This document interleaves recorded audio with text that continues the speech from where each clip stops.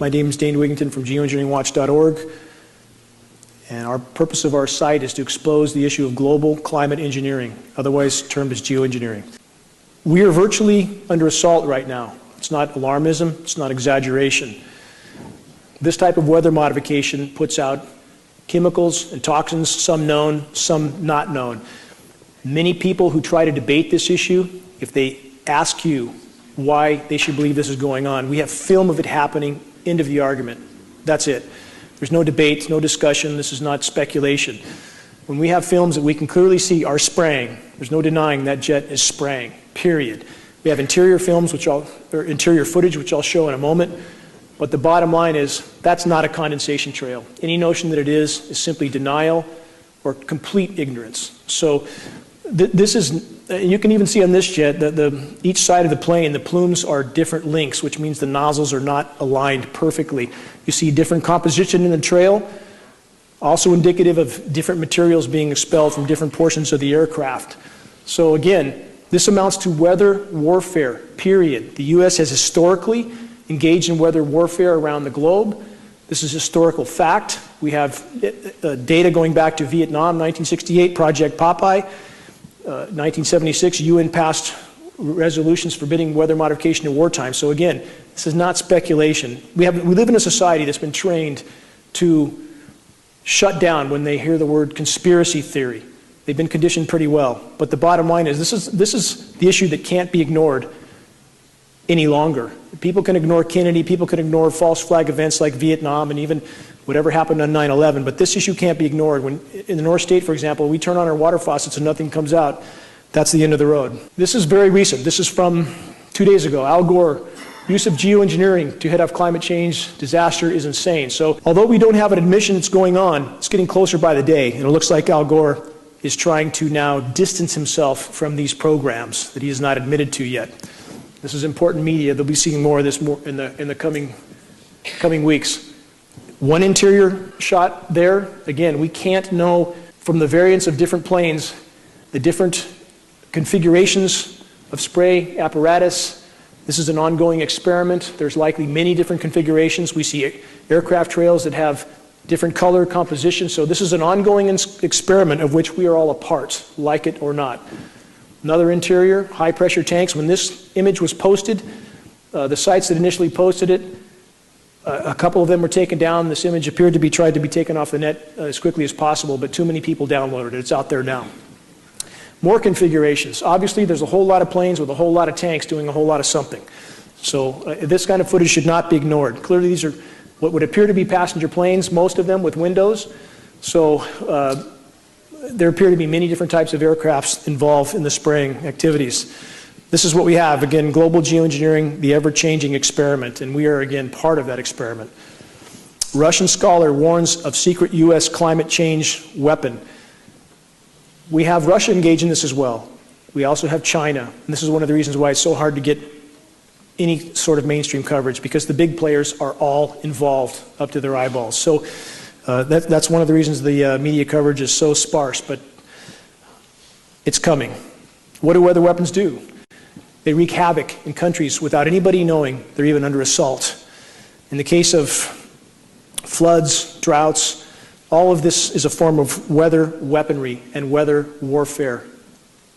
And there is no arguing that we are all a part of weather warfare when our climate is being impacted the way it is right now.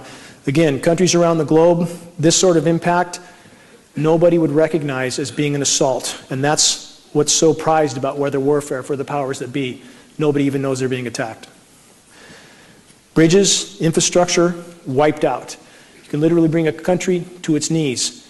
You can bring a state to its knees as well, especially a state that doesn't seem to want to conform too much with the federal government. You can drought them out completely. And that's exactly what's happening in California right now.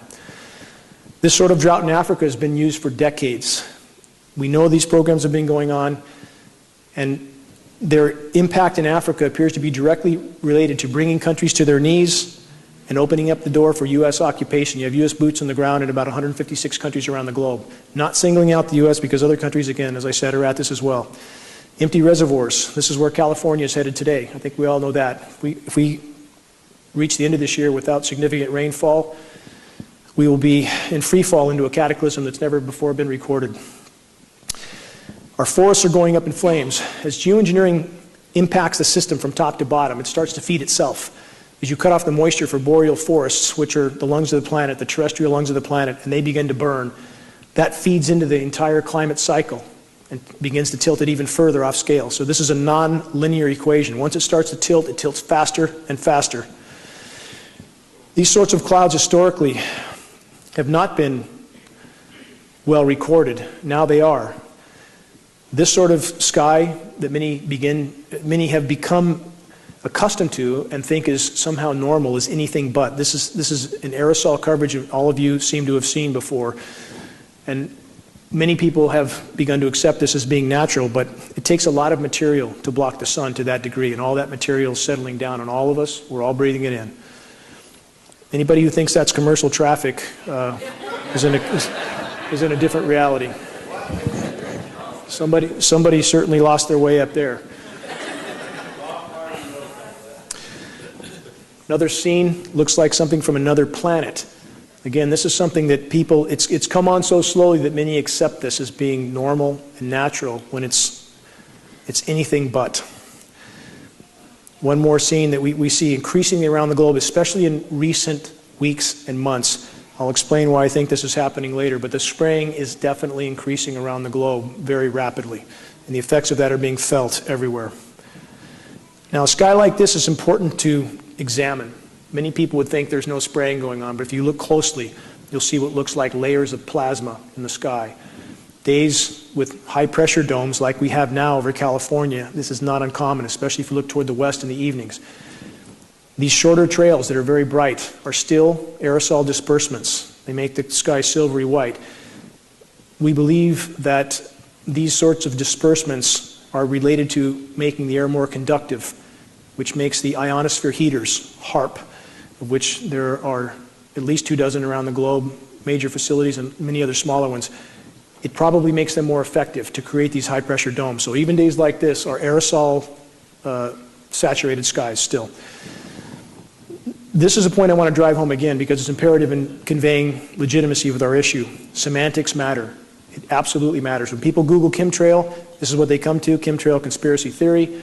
I have friends with the Union of Concerned Scientists that have tried to clarify this definition by stating that this is a layman's term for geoengineering.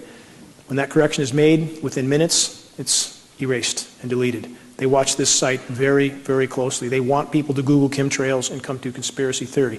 On the other hand, if you Google climate engineering, in the first sentence it clarifies that climate engineering is in fact an application of geoengineering. So we have science. And this is what media never uses. These terms they don't use. Our local media here has avoided these terms like the plague because they seem to feel their job is to distract people from the truth. We'll go into that deeper later, but again, semantics, extremely important. Climate engineering, geoengineering. Scientific terms leads people to science, leads to credibility. Who's running things? Psychopaths run the world. This is not an exaggeration. We have 4% of society is clinically psychopathic. That 4% ends up in positions of power, inevitably, because they'll do things that you or I won't do. So we have what appears to be a very small group of incredibly psychotic people that literally run the planet. And I would not have believed this 20 years ago, but after that many years of research, you simply can't come to another conclusion. This document's important. It's only the cover page. It's on the cover of this site can be found at geoengineeringwatch.org, this document from 1966. It's a presidential document by NASA outlining the U.S. weather modification programs as of 1966 with budgets in the hundreds of millions of dollars even then, listing the agencies involved, DOD, DOE, Department of Interior, about a dozen universities. This is the biggest elephant in the room. This document, again, can be found. I found it on the NASA archive, so it seems somebody put it there for me to find. So we have the proof. U.S. military wants to own the weather. Why wouldn't they? Many people ask, why would they want to control the weather? Why wouldn't they? It's what they do. They want to control everything. The weather is the most destructive weapon they could control. And they can conquer countries, again, without anyone knowing they were even at war. These little bright dots you see here are smaller radio frequency transmitters, of which there is an unknown number, that appear to be a part of these programs. It's not just the major facilities like HARP You have a great deal of smaller facilities there too. Stealth terror, weather warfare, and the end of America. Again, weather modification is a very covert weapon that rulers can use against their own populations to keep them in conformity. We seem to be immersed in that right now in California. Weather warfare, beware the U.S. military's experiments with climatic warfare. Yet one more warning.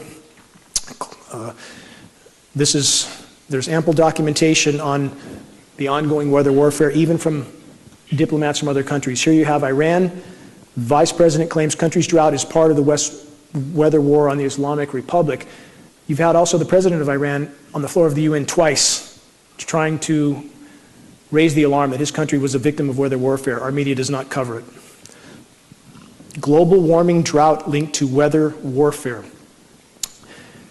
This has been going on in Africa, as I stated, for a number of decades. The more they spray, the less it will rain overall. It's important to remember that. We're not talking about cloud seeding to create rain. The more aerosols there are in the atmosphere, the less it will rain overall. Yes, you'll have deluges from moisture that wads up in some place and comes down because of a lot of convection, but overall, it diminishes global precipitation. 15 military leaders who say climate change is a national security threat.